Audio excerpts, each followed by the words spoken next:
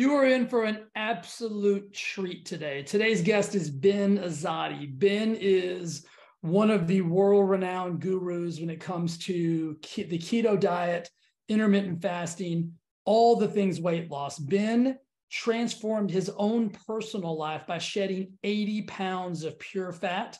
And ever since then, he has been on a quest to help 1 billion people live a healthier lifestyle. If you've gone to a keto conference of any kind, there is a guarantee that Ben has probably been on stage. He is the author of the book Keto Flex. I suggest highly that you go out and grab that book if you're interested in the ketogenic diet. Ben is one of the leading experts in that field. I cannot wait to talk to Ben about all things health, fitness, keto. We are going to have a ton of fun today. We're going to get educated. We're going to laugh. We're going to enjoy this time with Mr. Ben Azadi. Here we go. Ben, welcome to the show, brother. I am so excited to chat with you today. How you doing? I'm excited too, Jay. Grateful for our mutual friend, Lance, for connecting us. And I'm on your amazing show. You get to come on my show soon. So awesome collaborations between us. I am super excited. Shout out to Lance. I mean, he knows how we both feel about him. The best dude on the planet.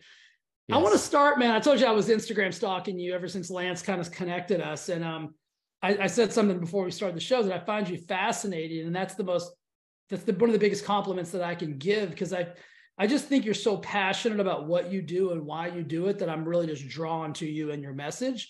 But you said something today on your Instagram that I want to start with because it's so profound. It's so right in the same vein of how I believe. And you said drowning in information, but starving for wisdom. Mm-hmm. And I think the world that we both play in, right? Like trying to help people get just healthy and well and fit and whatever label you want to put on it. I mean, that's our world in a nutshell, right? Like, I mean, there's so much information in let's call it the weight loss, wellness, health, and fitness world, but we've never been more overwhelmed. We've never been more confused. We've never been more chaotic. So when you posted that today, what were you thinking? Like, what was the internal behind that?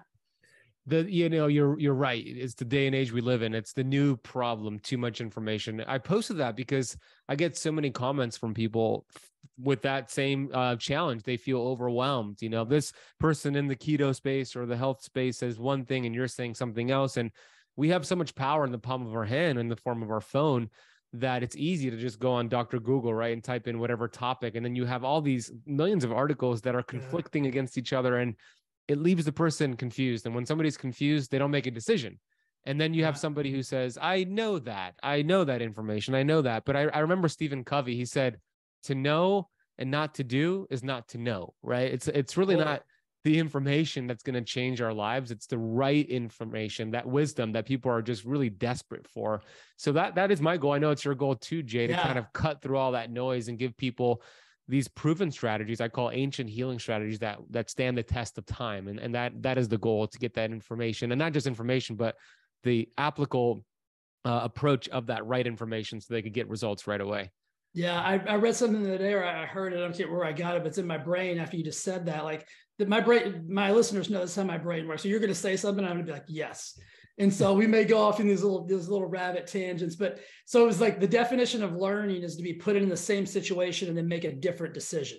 Yeah. Right. And so I think a lot of times in the space we live in, people are given all this information. Like they'll read every book under the planet. Maybe it's on keto or paleo or whatever the hot topic of the weight loss world is, but then they won't make any changes. Mm-hmm. Right. And I think that has to do with that very quote that you put. It's like, it's so much change and it's so much overwhelm and there's so much contradictory information because like you said, if you want to go on the internet, you can find this study that supports, and you can probably find another study that doesn't support. And it's like, well, as a lay person, it's like, well, who's right? Yeah. You know what I mean? And they don't know enough to go, like I used to do a lot of I have a really extensive medical background. I used to do a lot of clinical research analysis. Like I would review clinical studies.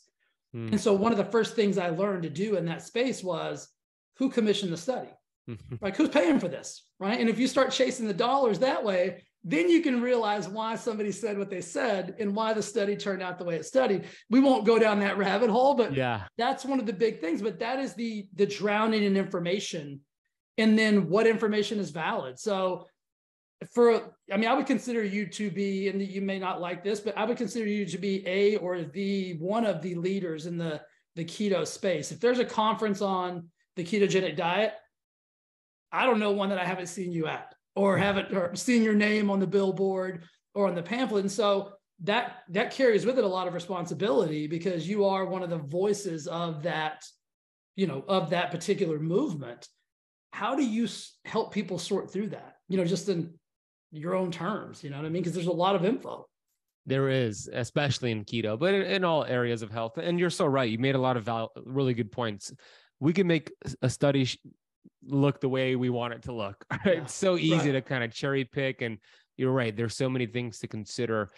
And it does the audience a big disservice. It really does the community, the person who really wants to get well, a huge disservice. So I've learned, instead of spreading myself too wide, and this is for somebody who's really wanting to get healthy and educate themselves, I used to think more books are better, more people to study are better, and go really wide with people, to the point where it drove me crazy, because it was just so much conflicting information. And I remember several years ago, Jay, and 5 or 6 years ago, I read 23 books in 30 days, right? Which sounds pretty cool, but in reality, it was not, because I was like, all right, now what? What are you applying from those 20? That's like going a mile wide and an inch deep. Yeah, right? I barely applied anything, because it was just too. So now what I recommend and what I do is I go deep into one book where I read it over and over and over. I listen to it over and over and over, or I'll find a couple of people, no more than 5 people that I really study. And that's what I recommend to the audience, let's say it's the keto space. Find 2 or 3 people in that space who you resonate with, and you're going to know, your intuition is going to know, like you drive with their personality. They might have very similar information, but there's something about this man, this woman that you really resonate with, and go deep with them. And then it's going to be so unique to your goals and your unique history and your unique genetics and all the things that, you talk about, Jay. So maybe wearing something like a continuous glucose monitor, doing some lab work, looking at different metrics, not just the scale, because that's a liar, but looking at measurements and body fat. And if you see things going in the right direction, then you found a winner. But if you see things not going in the right direction, then maybe you discard that after a few months and find somebody else. So I know that's kind of a general approach, but that's the way I would recommend it. Go deep into a couple of people instead of studying 10 to 15 people. I love that. 2 things you said out of that. About maybe 3 months ago, I told all my listeners in my group, I'm like, I'm not going to read another book for the rest of the year. And they were like, what? And I'm like, here's what I'm going to do. I'm going to go back and love it. Dig deep into the books that I've already read and figure out what is an extractable, implementable thing that I can take from that, because I don't believe in reading for sport, right? I mean, listen, with the caveat of, listen, if you like to read to go to bed and you want to read a novel or something like that, that's not what we're talking about. We're talking about like reading for information, right? Yeah. Like reading to get better. And so I love that you do that. And I'm the same. I'm a weirdo just like you. I will listen to an audiobook like 20 times. I love it. Like over and over and over again. Hey. And oftentimes I'm like, am I the only weirdo that's doing this? So thank you for validating me, Ben. I appreciate it. The weirdos unite, Jay. Yes, we are going to rock this. I love that. And so I also love what you said. Gosh, I had a great thought whenever you're talking. You gave so much great info there. I love how you talked about like finding someone that you resonate with, right? And then, here's what it was. You said, if it works, right? If you're getting tangible results and you're getting like the things that you want to get out of the application of the book, if not, then move on to something else. I think most people look at that as a failure. I personally wouldn't. I would look at it as research and as like, you know what doesn't work for you, and now you can move on to the next phase. Like, how do you apply that? Like, how would you like coach somebody through that process of like, I read this book and I tried it for 6 months and it didn't work. And like, now I'm just defeated. That's exactly, I have the same mindset as you. It's failure only exists when you give up, when you quit. That's when you are experiencing failure. Not that you are a failure. No human being is a failure, but you are experiencing failure when you quit on a goal. But if you navigate and try a different approach, you haven't failed yet. It's a lesson to be learned. I remember Thomas Edison, right? 10,000 tries to create the light bulb. And they were thinking he was crazy, 6,000 tries in, 7,000 tries in. And they're like, aren't you upset that you failed thousands of times? And he goes, failed? I found 9,999 ways for it not to work. Where it's like, that's the mindset. It's like, it's all on the way, not in the way. So to your point, Jay, it's all a lesson to be learned. There's wisdom in those pivots. And as long as you're just pivoting and changing things up, but you still have your eyes on the prize, you're never going to fail. Yeah, I'm a huge mindset guy. And you said, there was a quote that I read that you wrote. I mean, I can't give you credit for it because it's pretty big, but you become what you think about, right? Yeah. And I find that to be so true. And give me your elaboration on that. Like, because I believe that to the core of my being. Like, I don't believe you can ever be, do, or have any more than you believe you deserve. Yeah. And what you truly believe that you're capable of and why you're here. So what's that? Why is that so powerful to you? Yeah, Jay, because it's a universal law. What you feed energy to expands. And the same thing with your thoughts. What you feed energy to, you will manifest, good or bad. So when you think about the average human being, they did some studies. Psychiatrists have determined that the average human has 60,000 thoughts every single day. And they also determined in those studies that 90% of those thoughts are the same thoughts from yesterday, meaning less than 10% of people are creating original thoughts. And then 85% of those thoughts are negative thoughts, what Zig Ziglar used to call like stinking thinking, right? Mm-hmm. And your thoughts will create your actions, and your actions create your results. Therefore, you become what you think about. So if you're thinking either consciously or subconsciously that you're a failure, you're ugly or stupid or whatever negative thought, that will manifest in some form of inflammation and some form of negative result in your life. And that's not just woo-woo. If you look at Dr. Bruce Lipton, who I've had on my Keto Camp podcast, he's proven that your thoughts are a frequency that have the ability, you know this, Jay, to penetrate your cells and communicate with your DNA nucleus. And if it's a negative thought, an angry thought, a resentful thought, that frequency is sent to the DNA, and the DNA will produce inflammatory proteins. But the great news is that if the thought is a loving thought, a grateful thought, an abundant thought, then that nucleus is producing anti-inflammatory proteins. So you get what you think about. You become what you think about with your health and with your results in life. It is a fact. Yeah, and my audience knows I'm a frequency freak. So I listen to frequency music in the background all day. So if I'm in my office working, like I'll have frequency music going of some sort. And so, my audience is deep into that. I've actually done a few podcasts just on the different frequencies and how they can affect you from different levels of healing to abundance to just thought. So everything is all connected in that same being. And so I'm glad you brought up the inflammation, because I'm a huge, I think inflammation is the root cause of, or the first step in pretty much any problematic state that we're going to get ourselves into.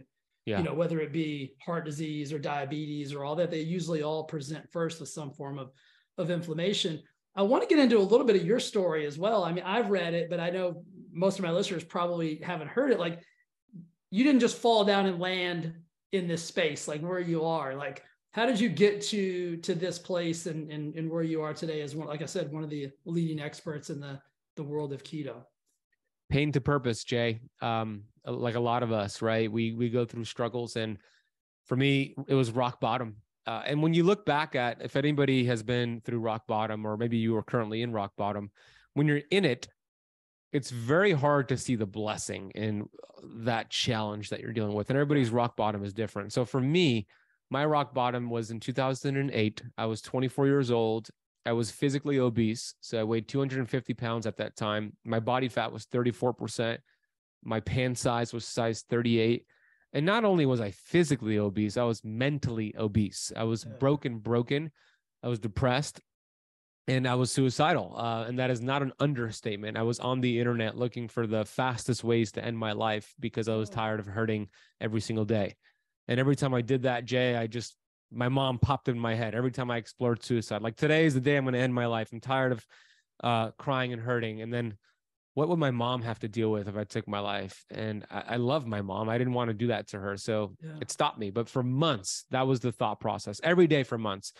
How do I end my life? I can't do that to my mom. And then back and forth. So it wasn't until, we talked about books. It wasn't until a friend handed me a book. My best friend, actually, him and his wife, they're married now. They weren't married back then, but they handed me a book and they said, I think this book will help you with the challenges you're having right now. So I had never read books in my life. I did the bare minimum going through school just to graduate, but I was desperate. And I read the book, and that book opened up a whole new world to me. As you know, Jay, when you read books, it's like all these doors open up. Yeah. One book led to 5 books, 5 books led to 10 books. And I fell in love with authors like Tony Robbins, who I got to spend last 2 weeks ago at his Unleash the Power Within. Yeah, It was incredible. that. Yeah, absolutely life-changing. I've been to one. So yeah, I can, oh, you I have? can attest. Yeah. It's just so incredible. But back then he was like, his work was, one of the influences, Bob Proctor, who the photo I have behind me, Dr. Wayne Dyer. But the books, the number one thing that the books did for me, and this is what I hope for your audience and for the world, is responsibility, right? That word, responsibility. Do we understand that word? It is our ability to respond to life. Right. My ability to respond to life up until that point was poor. I was the victim. Of course, I'm obese, Jay. My mom worked at Kentucky Fried Chicken. True story. And she would bring me back, fried food every night. Of course, I'm obese. My dad's diabetic and overweight. I got his genes. So that is a victim mindset. But when you take responsibility and ownership, that goes away. You stop being the victim of your history and you immediately become the victor of your destiny. And that's what happened to me. I took full responsibility. I started to move my body. I started to eat real food. And in 9 months, this is back in 2008, in 9 months, I lost 80 pounds. I went from 34% body fat to 6% body fat. Yeah, I achieved a physical 6-pack, but the most important thing that I achieved was a mental 6-pack. And I started to understand how important those thoughts and mental health was. So that was 14 years ago. And that was the starting point for me. And there's been a lot of things along the way, but that's how it all started for me. That's so cool, man. I mean, a Dr. Wayne Dyer book was kind of what started my transformational journey as well. So, I mean, I love that. We could probably talk about that for hours, but yeah, that is uber powerful. Hats off to your friends for having the courage, right, to even hand you a book like that. Because when somebody's in that kind of space, it's like, hey, I don't want them to feel like, I'm piling on or I'm not supported. You know what I mean? Like, so true. That's a gutsy move on their part. So hats off to those guys. And yeah, so grateful for them. I see them every week. We're having dinner in a couple of nights. So I'm just so grateful they're still in my life. Yeah. And the cool thing, man, is like you actually applied lessons or something from that book triggered inside of you, to go from the place of desperation to change. That's massive. And I think a lot of people, maybe even maybe not to that depth, but I think there's a lot of people probably listening right now, or they're going to listen to this, that are going to be in that place of feeling like they've tried everything and failed. And kind of the same things that you said. It's like, well, the deck is stacked against me. My whole family's overweight. I've been overweight since I was a child. Like, without being able to hand them that same book that you read, what's something that you would say to that person that kind of that you remember was like maybe the tipping point or the thing that got you just to take? Because I'm big even like on the micro actions. Like, I think a lot of times we think we have to make these epiphanal moves that are going to be just transformational and monumental. And in my experience, it's never been that. It's always been like a baby step or a micro action that has gotten me moving in that right direction. Do you remember the first thing you did? Or you know what I mean? Yeah, you're right. A lot of people think it's like go big or go home. And yeah, it's great to have big goals and all that, but it really starts with what you just said, Jay, those micro actions. I call them small tweaks, right? I always say small tweaks lead to giant peaks. So for me, it was just reading every day. That was the first thing, to get that knowledge, that the story of an author into my mind. So maybe 15 minutes of reading some sort of book from Wayne Dyer or Tony Robbins or wherever you choose, but that could be the first start. And then you gain momentum. And then as you start to take more responsibility, then you maybe go for a walk. I started to walk around. I started to order less pizza and eat real food. So you started to stack these habits, like you said, the small little tweaks. Yeah. And then I gained momentum, and then you just keep gaining momentum. But I remember Tony Robbins, he used to talk about shoulds versus must, right? A lot of people are like, yeah, I should eat healthier, or I should go to Jay's gym, or I should do whatever thing you've been thinking about. And he's like, stop shooting all over yourself. So many of us are shooting all over ourselves. But when you change your shoulds to must, then it's like non-negotiable, because musts are a committed decision and shoulds are more of an interest. And there's a big difference between being interested in something versus being committed. Totally. When you're interested in something, you'll do it until it becomes inconvenient or challenging, and then you'll quit. When you do something because you're committed and it's a must, you'll do whatever it takes to get that result, right?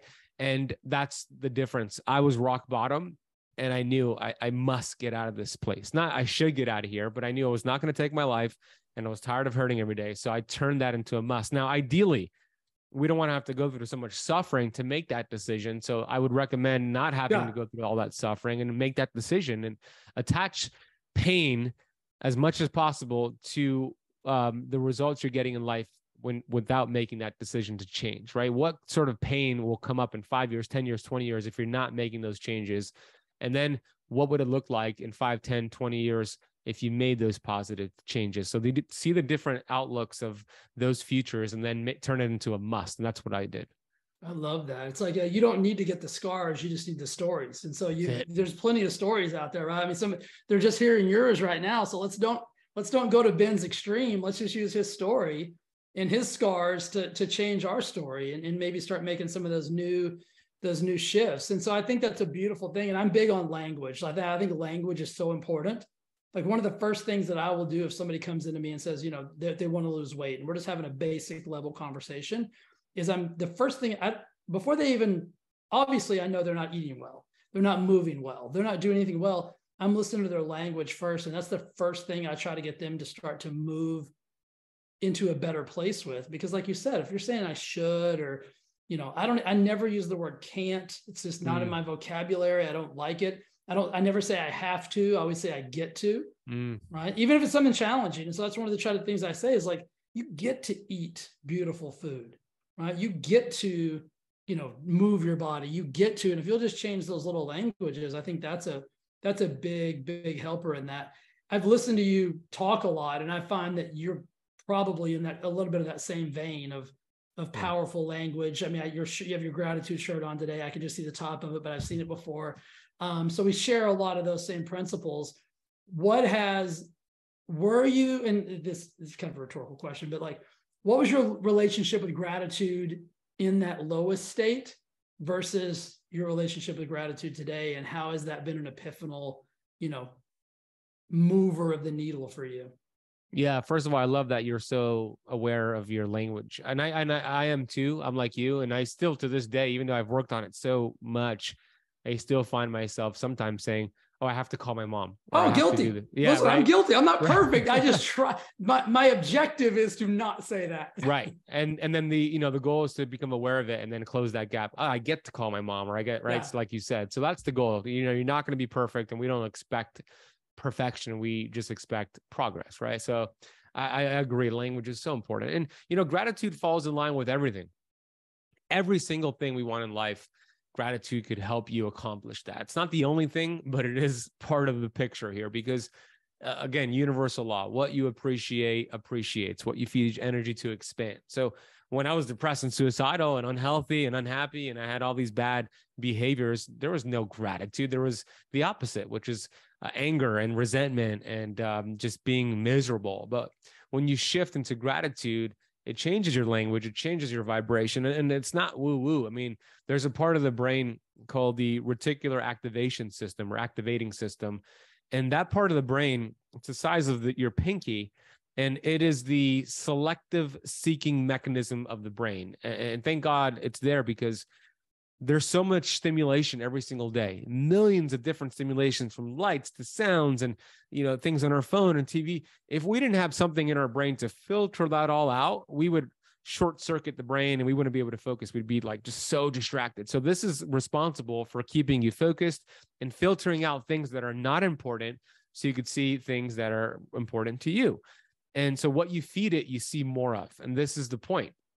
And this is how it works. Let's say a woman listening to this podcast right now bought a beautiful, like cool leopard dress at the mall. And then all of a sudden she sees that leopard dress like everywhere she goes. And she's like, whoa, that's not cool. I thought I was the only one with this leopard dress. Like, did they just buy it because I bought it? No, the leopard dresses were always there, but now she's seeing it because she activated the RAS. Same thing if you buy, a red Ford, what's a Ford Explorer? Well, I don't know. Yeah. And then you see Ford Explorers everywhere, right? So it's like whatever you feed it, you see it. This takes me to gratitude. What you feed energy to expand. So if you are practicing gratitude, if you are intentional about thinking about what you're grateful for, or writing it down, now you're going to see more things in your life that you're grateful for that were always there, but now the RAS, the reticular activating system, sees it. Versus how I used to be, Jay, focusing on all the things that are not working and what I'm angry about and how I'm so fat and so stupid. That's all I see because that's all I've given my RAS. And that's exactly how gratitude works. That's why I call it vitamin G. It's the world's strongest supplement in the world. There's no upper limit. It's free. You can't overdose on it. And I recommend everybody get their daily dose every single day. I love it. I'm the same way. My personal belief is the more that you practice and the more it becomes part of who you are, the easier it becomes. Like it's yes. So simple for me to find gratitude or gratefulness in virtually anything, sometimes even in challenging things. Yeah. Like I can, get that first trigger like we all do of like, oh, this is going to be irritated. And I'm like, okay, wait a minute. Right. Just do a little quick positive reframe. And then I can figure out a way to manipulate myself to see the gratefulness that I should be feeling for that. So my suggestion for anybody who's doing that and saying, well, it's just not working. It's one of those things that it's reps, right? Like the more reps you apply to it, the more progress you're going to make with it. Yeah. And I would add to that, because that does happen. People are like, yeah, I'm writing down, what I'm grateful for, but I don't notice a difference. So a couple of things. Don't treat it like a checklist. Right. 10 things I'm grateful for, I'm done. Instead, maybe choose 3 things you're grateful for and spend a minute on each one. Right. And feel like, go back to a time in your life that you were grateful for, or something right now that you're grateful for, and feel what it feels like. What does it sound like? What does it look like? And sit in there for a minute. Right. And if that still doesn't work, if you're still like, I don't feel the gratitude, then look at your life. If that was taken away from you, right? Yeah. Let's say the apartment or house you live in, if that was taken away from you and you were on the streets, what would that look like? And that would put you in a state of, oh my gosh, like, thank God I have somewhere to stay. Right. So take it away and then see if that gratitude comes back to you.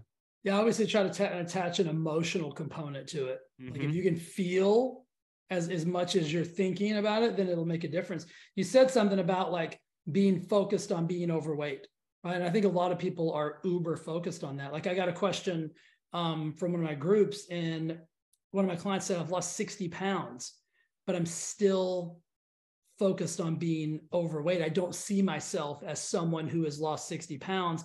I still see myself as that same overweight person.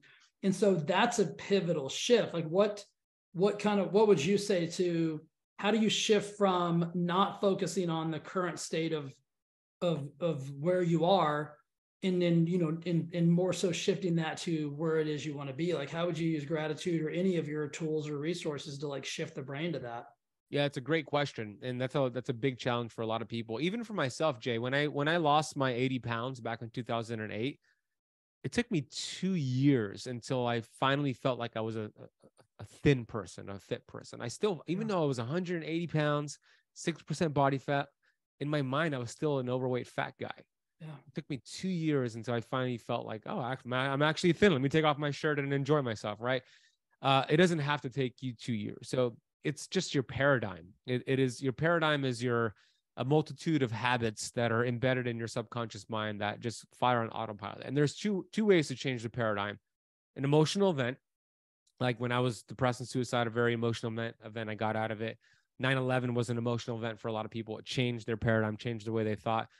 Ideally, we don't want to go down that route because it's a lot of suffering involved. But then the second way, and this is the way that I recommend, is the consistent repetition of that new idea.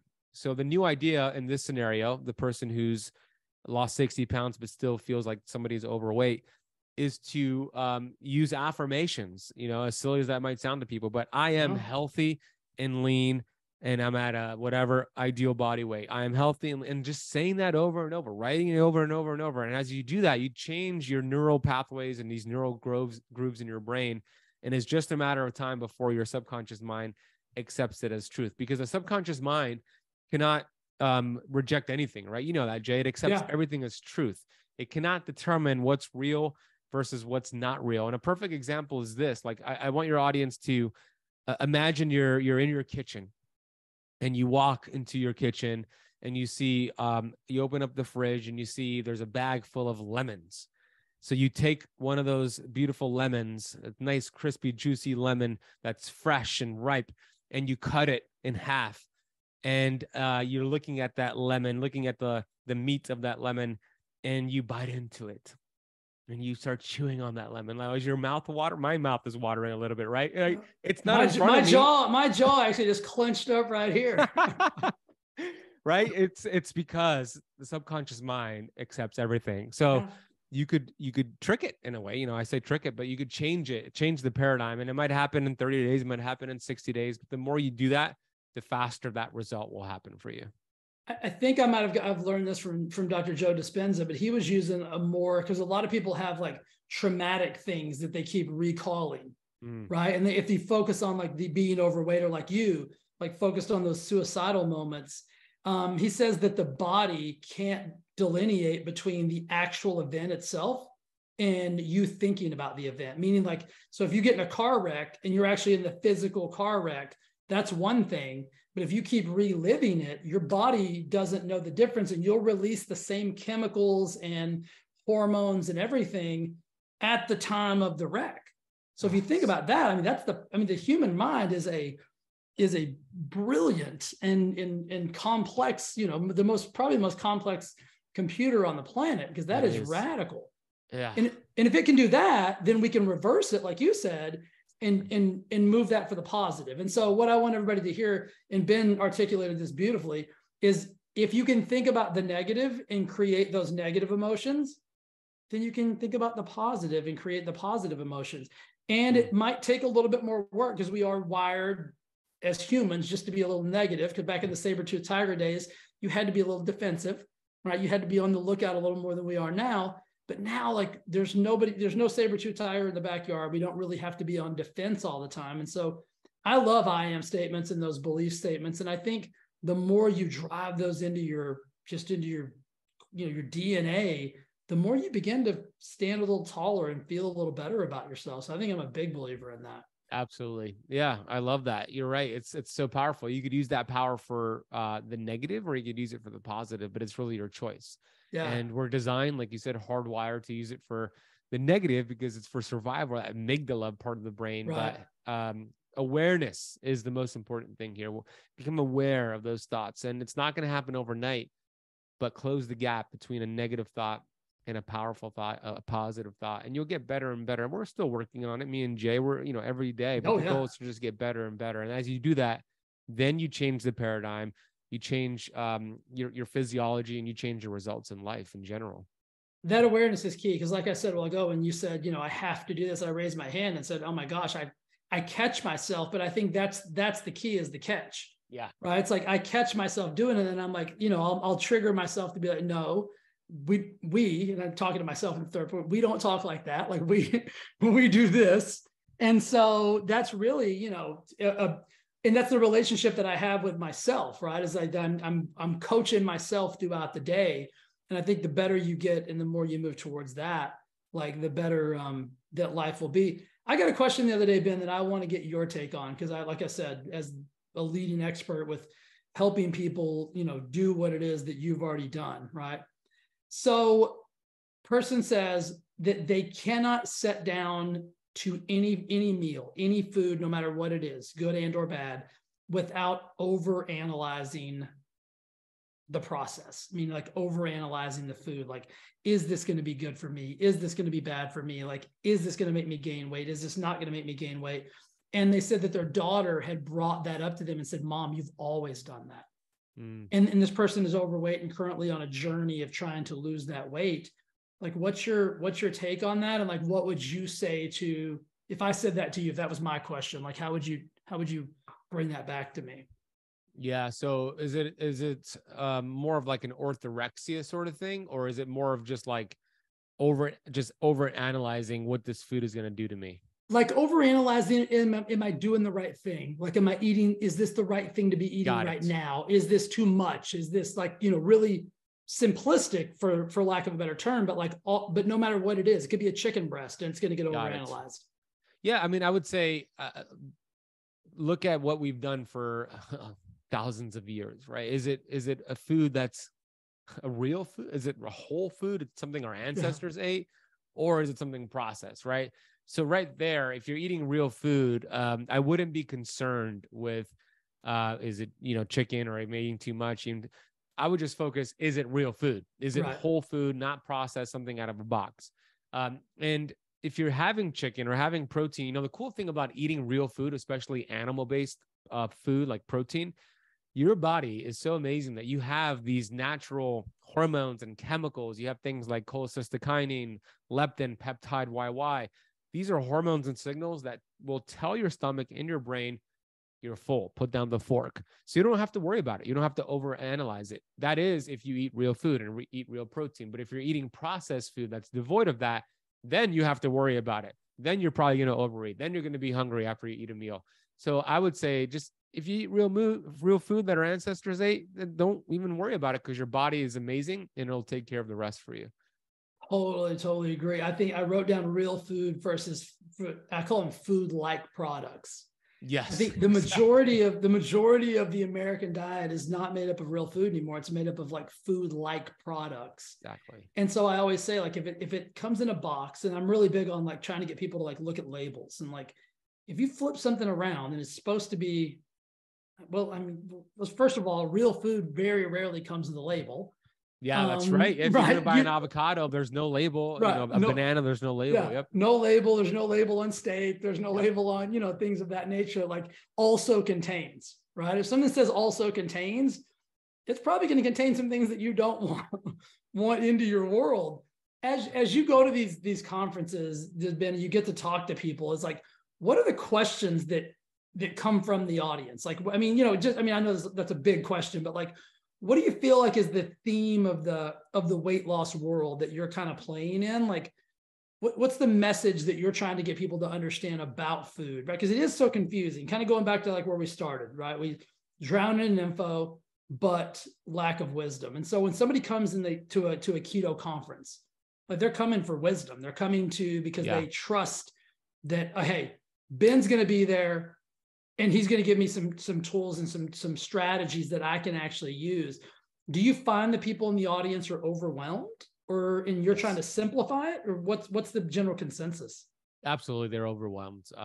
Because, you go to one conference, and these conferences are terrific, don't get me wrong, but there's 10, 15, 20 different speakers, and not all the speakers are aligned, meaning it's going to be conflicting information. So again, it goes back to what we started the conversation with. Find a couple speakers or a couple people that you really resonate with and go deep into their work. Otherwise, you're going to be freaking confused. But the common questions I see is, how do I break a plateau, or how do I lose weight? But the questions are focused on, and hear my heart here, it's the wrong questions, because they're focused on the symptoms. Meaning, if you're 60 pounds overweight, 200 pounds overweight, 500 pounds overweight, that is not your problem. That is a result of the actual problem. Being overweight, it's a weight symptom, not a weight problem. Nobody has a weight problem. It is a weight symptom. If you take care of the cause, the symptom goes away by default. That's the way it works. So what is the cause? Now, that's the right question to ask. Okay, what are the causes of why I am overweight and can't lose weight? That's a better question. And the cause is inflammation, which you said, Jay, but more so cellular inflammation, and hormones. Your hormones are not communicating well because there's too much inflammation, which leads you towards, all right, why is there too much inflammation? So it gets you down the right path. Maybe then we look at your lifestyle, and you're sleeping 3 hours a night, and you expect to lose weight with 3 hours per night. Not going to happen. That's going to create too much cortisol, too much inflammation. So we work on the sleep, and by default, you start to lose weight, right? So it's like, that's what I see all the time. How do I lose 20 pounds? How do I lose 50 pounds? But they're asking the wrong questions. It's, how do I work on my hormones? How do I reduce inflammation? So that's the most common theme I see. I love that. I always say, like, the first question is never the real question, right? Exactly. It's never the question that we really need to be answering, because first of all, it's not answerable, right? And it's in the context that it's given to you in. And then secondarily, like it's never really what they really need to know. I always say weight loss is a side effect. That's it. Like weight loss is a simple side effect. It's not the actual thing. It's the actual side effect of you making a whole bunch of different decisions, maybe not even a whole bunch, but just some different decisions about what it is that you're doing. So people don't love to hear that though, Ben. They want you to tell them, how do I leave here and lose 50 pounds by Christmas, right? And so and we could do that. I know you and I, Jay, can do that. Oh yeah. It's not going to be sustainable, and it's not right. focused on health. It's focused on a symptom. I love that. So I love the sustainability piece because I don't like the D word. Like I don't even like to use the word diet because I feel like we've been programmed for that to have an end date, right? Like if I'm going to do this diet, which means that at said end date, whether it's a month, 30 days, 6 weeks, whatever it is, well, then what? Right. And then what is usually what I did before I started the diet. And then that's why we get on this roller coaster. So I don't even like to use the word. I think it's probably the most dangerous word that in mine and your world. Yeah. But when you're talking about sustainability, what are some of your strategies and tips? And I mean, you don't have to go like this, not super scientific, but just like, because I think that's where people struggle is like they struggle to sustain, some people for a week, some people for a lifetime. Right. And I want to teach people a lifestyle they can live with. Like, I feel like I'm so blessed. Like, I don't think about food in a negative way. Like, I have a lifestyle that I know I am going to be able to live within for the rest of my life and never have to deal with being overweight, overinflamed, obese, any of those things. So what are your starting strategies for that? Yeah. I mean, I love that you live that lifestyle, live it to lead it, right? That's what it's about. I would say to get clear on your why. Like Jim Rohn used to say, when your why is strong, the how becomes easier. So why? And like you said earlier, it's layers and layers and layers and layers beyond your first answer. Right. It's not, I want to lose 50 pounds and have more energy. Okay, great. Right. But why? Right? Like, where is that showing up in your life? Where is that showing up in your relationships? And as you dig deeper, then you'll get the real why, which could probably be, well, I just became a grandparent and my grandkid is 2 years old. And every time they visit, I just don't have the energy to spend with my grandson, and I love him so much, and I'm just tired all the time. Well, that's a why. You want to have energy for your family.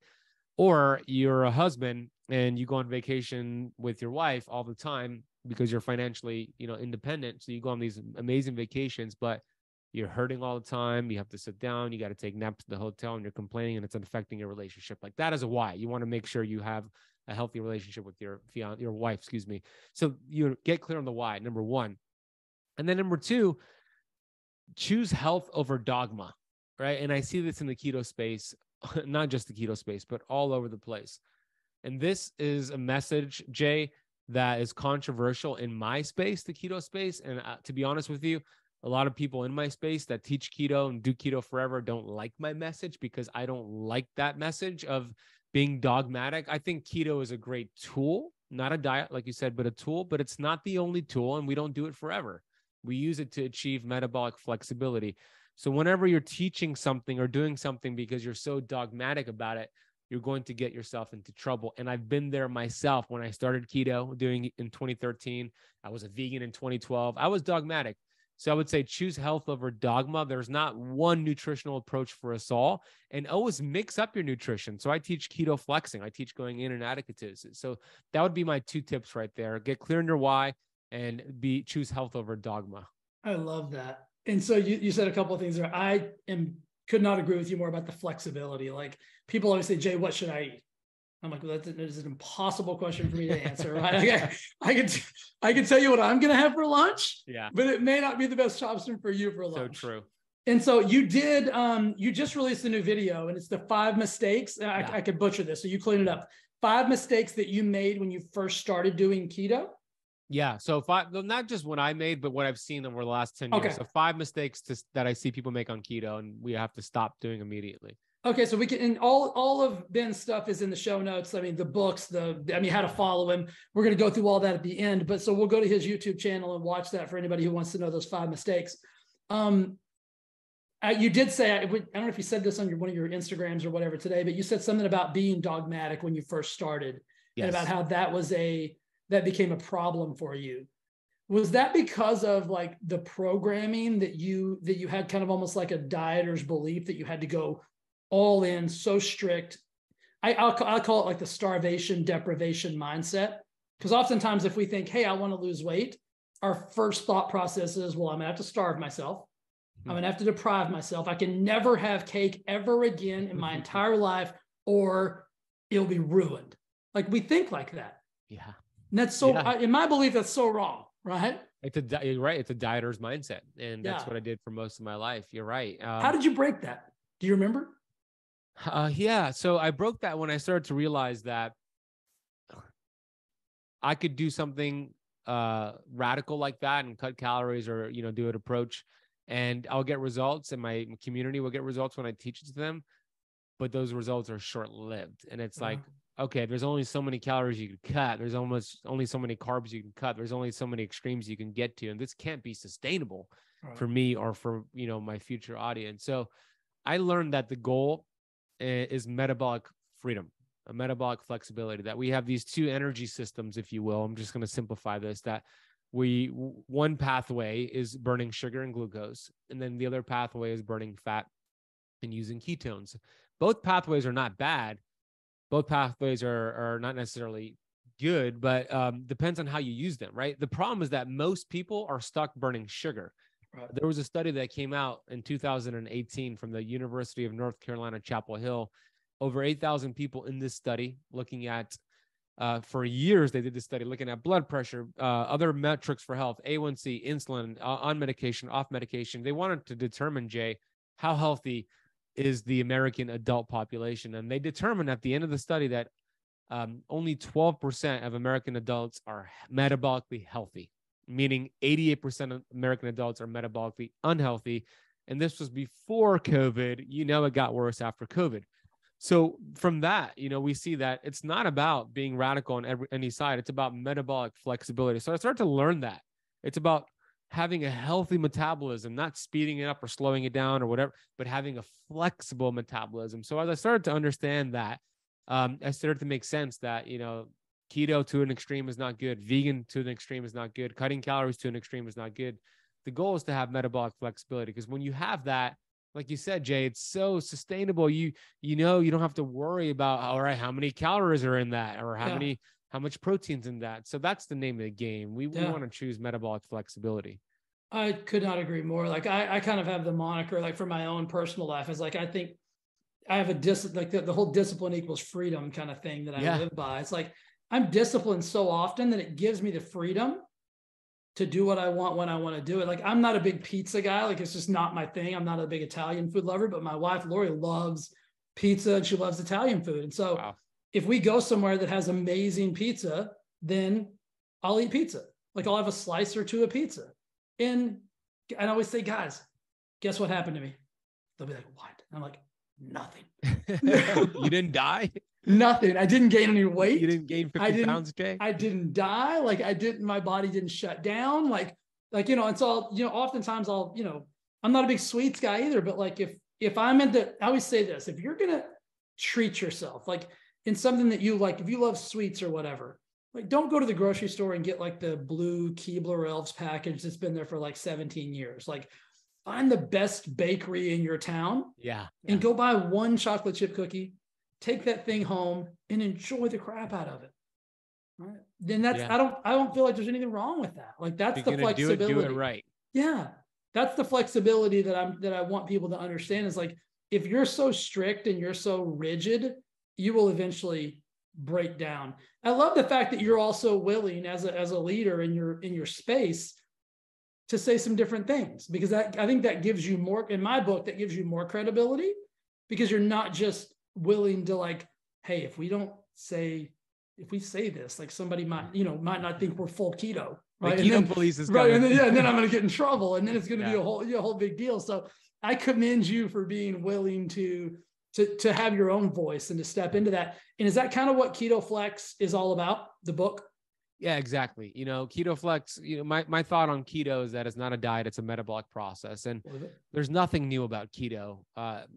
What we have, essentially, the 88% of the people that are unhealthy, when I lecture on stage, I'll show that study, and then I'll kind of rewrite it in my slides and show that it's actually a keto deficiency. I'll show 88% of American adults have a keto deficiency, right? So I look at it as a tool that people need to lead into short term. So I know that our ancestors all did keto. That is a fact. There's nothing new about keto. And I know that because there wasn't food readily available all the time for our ancestors, and they had to fast. They had to fast for a day, for weeks, sometimes months. And by necessity, their body, their innate intelligence was now using body fat, and the liver produced ketones. So it's a metabolic process. That's all there is. But I also know for a fact that there's not one culture in the history of this world that stayed in ketosis long-term or stayed in a vegan diet long-term. It's the flexing in and out of ketosis. So that's, to answer your question, where Keto Flex came about.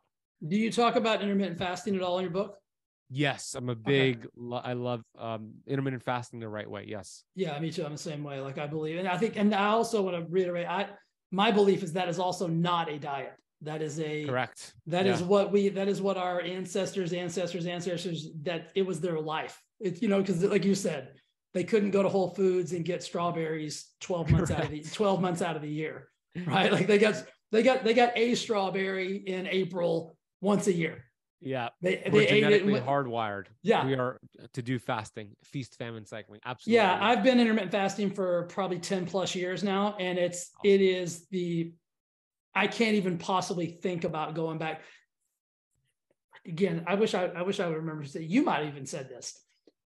I heard the other day, and if it was you, please say yes, Jay, that was me, that human beings are eating sometimes up to 17 hours a day or something radical. Oh yeah, like that. Did you say this? Yeah.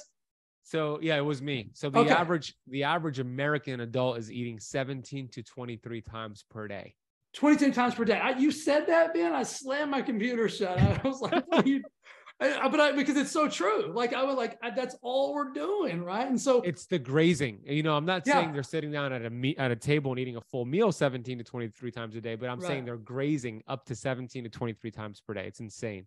Yeah, and we're coming into grazing season, like with the holidays. The holidays are never. I mean, if there's a grazing season for humans, it is the holidays. So true. Right? Because there's something available all day long. That's one thing that I did. I want to get your take on this. Is I decided I've always been. I mean, since I've been intermittent fasting, I've been fit. Never, my weight doesn't fluctuate. But I actually stopped snacking about, gosh, I don't know, maybe a year ago. I mean, not to say that I never have a snack, but I just convinced myself. I'm like, I was looking at what I was snacking on, and I'm like, are you just programmed to have these snacks? Like, is this a habit, or do you really want these? And so I said, okay, well, we're going to do a clinical study. So I said, for the next 30 days, they're not in the house. It's not even available. So it's not an option. And I realized after probably 2 weeks, Ben, I wasn't even hungry, brother. I was just, it was the same time. It was like, it's 3:00. I'd get up from my desk. I'd go to the kitchen. I'd do the same thing. I'd program myself to believe that I needed a snack. After 2 weeks, I'm like, I'm not even hungry. Yeah, I love that. You're right. It's just a programming. It's a habit. It's habitual. And in reality, if you eat enough real food, especially protein, there's no need to snack. I mean, like you said, you weren't even hungry. Yeah, it's so wild. And I'm sure you've seen that a ton, like with all of your thing. Is that something that, I mean, obviously that has some metabolic benefits as well, right? Yeah. I mean, if you think about it, because most people are insulin resistant, right? And they really, every time you snack, you're adding gasoline to the fire. I remember Megan Ramos. She's a good friend of mine. She works closely with Dr. Jason Fung. She was telling me about an analogy about how this works, right? It's like, let's say, Jay, you're in your office and you're trying to get work done. And then somebody every 2 to 3 hours, somebody's banging on your door and interrupting you. It's like, you're not going to be productive. Same thing. It's like having somebody knock on your beta cells of your pancreas and they keep stimulating insulin. It's not going to be productive towards good health. It's like constant interruption. So especially if you're metabolically challenged and you're one of the 88% who are metabolically unhealthy, snacking is not doing you any favors. It's that person knocking on your door and interrupting you every 2 to 3 hours, starting the digestive process. And then you have to sprinkle insulin or spike insulin, glucose and insulin, and it's not going to help you heal. Now, somebody like me and Jay, we can get away with snacking, but there's no need because again, it still has to take energy to process the food and insulin, and it'll take energy away from our day-to-day. It's not needed. 2 big meals a day on most days is all you really need with enough protein, and you should thrive just doing that. Yeah, it wasn't affecting my weight. Like, I wasn't like I was gaining weight or anything like that. One thing I did find, and I want you to speak about the benefits of both keto and the fasted state on the cognitive state. But I realized too that if I would just drink more water when I thought I needed my snack, my cognitive state was so much higher. Like, I was at peak, like my brain worked better. Talk to me about a little bit about that, because after I would have the snack, it was almost like I was like, oh man, I'm a little lethargic. Yeah, because to your point, it takes energy and blood flow to process a meal, whether it's a healthy meal, a small meal, or a big meal. Perfect example is like we have Thanksgiving right here coming up. And I don't know when this is going to be released, so maybe it was just passed depending on your release date. But Thanksgiving every year, or Christmas, or whatever feast night, what happens when somebody eats a huge meal? Their first thought, I'm going to go get some exercise done, or I'm going to go get some work done. Not at all, right, Jay? They go find a couch, they plant their butt on there, and they turn on the game, and they turn into a couch potato, right? Because it takes massive amounts of energy and resources and blood flow to digest food. It really does, whether it's a snack or even a big meal. So when you fast, obviously you're not using all of those resources for digestion. You're using the resources, it's not being redirected to the brain. And there's also, there's science behind it, but also let me explain, like, it just makes sense because we're genetically hardwired this way. When the body is in a fasted state, let's say it's 16 hours in a fast, the innate intelligence, which is the wisdom inside of the human body, starts to go into this survival mode, meaning it thinks you're going through a famine, just like our ancestors did for so long. The innate intelligence doesn't know, like you said, about Whole Foods or DoorDash or Uber Eats. It automatically goes into this process. So it raises something called counter-regulatory hormones. This is your sympathetic tone. It raises cortisol and glucagon and human growth hormone. As insulin drops, these go up. They run counter to insulin. That's why they're called counter-regulatory hormones. And this is the innate intelligence's way of literally pumping the body full of energy and resources. Why? Because it thinks you're going through a famine. It wants you to be alert and energized to go hunt and kill in order to stay alive. But thank God we live in a country where we have food readily available. We could use all that energy and resources for a podcast interview, for reading a book, to be present with your significant other. And that's what's happening. Not to mention the brain gets flooded with BDNF, which is brain-derived neurotropic factor, so you can stay alert and creative. And that's why it's like a superpower. Can you relate to that, Jay? When you're fasting, does it feel like a superpower to you? Totally. I just did a live event about maybe a month ago, and it was time for lunch. And everybody's like, oh, you're going to come eat lunch with us? And I'm like, I don't eat. And they're like, what do you mean you don't eat? How are you going to have the energy for the rest of the day? And I'm like, trust me, I will have plenty of energy for the rest of the day. So if I'm doing a live event, like, I won't eat until the event is over, because I know that it makes me lethargic. My brain's not as snappy. Like, I want to be fresh. My recall is not as good. Are you the same way? Whenever I speak on stage or I'm at a lot, same thing. I'm going to do it fasted because I just feel so much better, like you. Yeah. I feel light. I feel like I'm sharp. I can answer questions quicker. Like, your brain just fires at just such a different rate. But on the fasting topic, before we go, and I want to be respectful of your time, you mentioned being like rigid and whatnot. Like, how do you handle your fasting window? Because you do travel a lot. You're super busy dude. Do you kind of stick to like a certain schedule no matter where you are, or how do you handle your fast?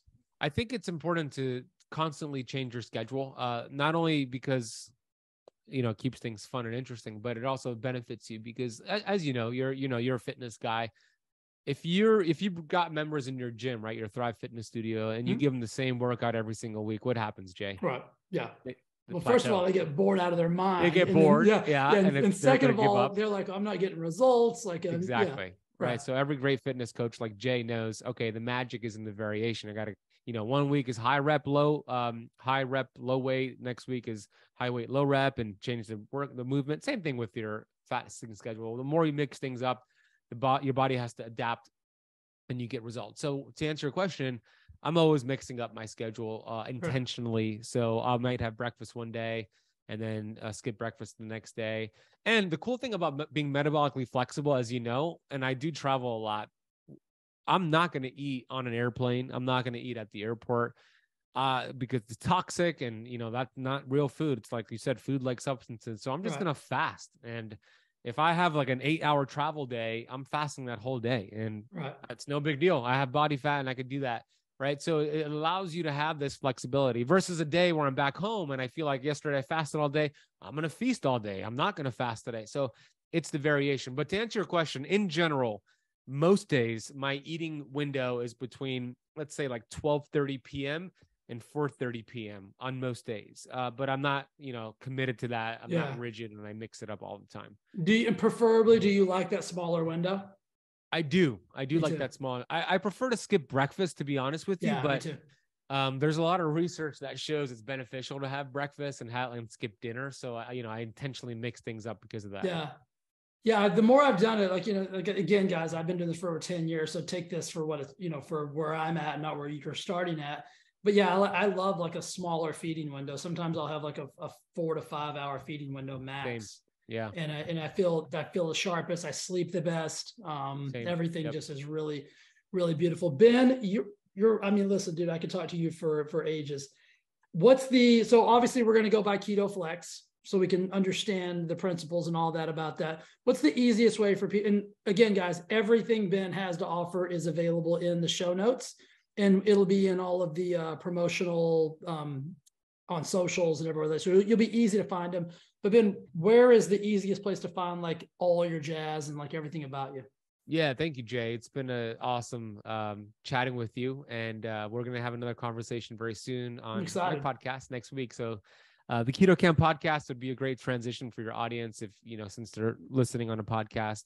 Keto Camp, campus spelled with the K. We're available on all platforms. But my website, benazadi.com, has all of that. It has the book, it has the social media, it has the podcast. So if you just go to benazadi.com, you could find everything.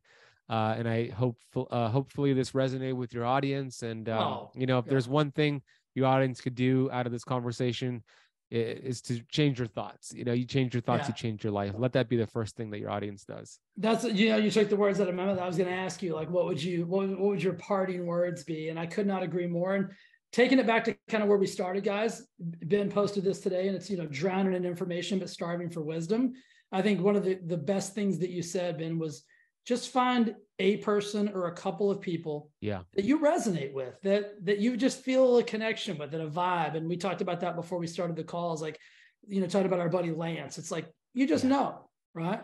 Like, and when you know, and if it doesn't feel right, then it's probably not right. And you find somebody else. It's totally cool, right? Like we can't all help everybody, right? But we all want to. And so follow Ben, go get his book, go to the YouTube channel. All of your stuff is so amazing, dude. Like, I'm so grateful that Lance was kind enough to introduce me to you. And I can't wait to learn more about you and connect more. I'm also grateful for Lance and for you, Jay. It's funny because Lance kind of played the role of like a podcast booking agent, didn't he? Like through email, he's like, "What's your schedule?" Like, "Let me get you Jay's schedule." Like, and he helped coordinate it. He didn't have to do that. Lance is crushing it, and he has his own platform, and he took the time to do that, which is just a testament to him. So love you, Lance, and then Jay. Love what you're doing as well. Can't wait to bring you on my show. Thank you, brother. It's been a treat. I'll always send Lance. I'm like, "Hey, man, you don't have to do this." He's like, No. You guys are going to love each other. I'm like, "Okay." Okay. All right, cool. As long as it's not putting you out. He's a rock star. So, Ben, again, thank you, brother. Everything you're doing is amazing. I cannot wait to continue to follow you, continue to grow and learn, man. Appreciate you. Likewise, brother. Thank you, Jay. See ya. Hey, before you go, I'd just like to say thank you again for listening to the Thrive Forever Fit podcast and watching on YouTube.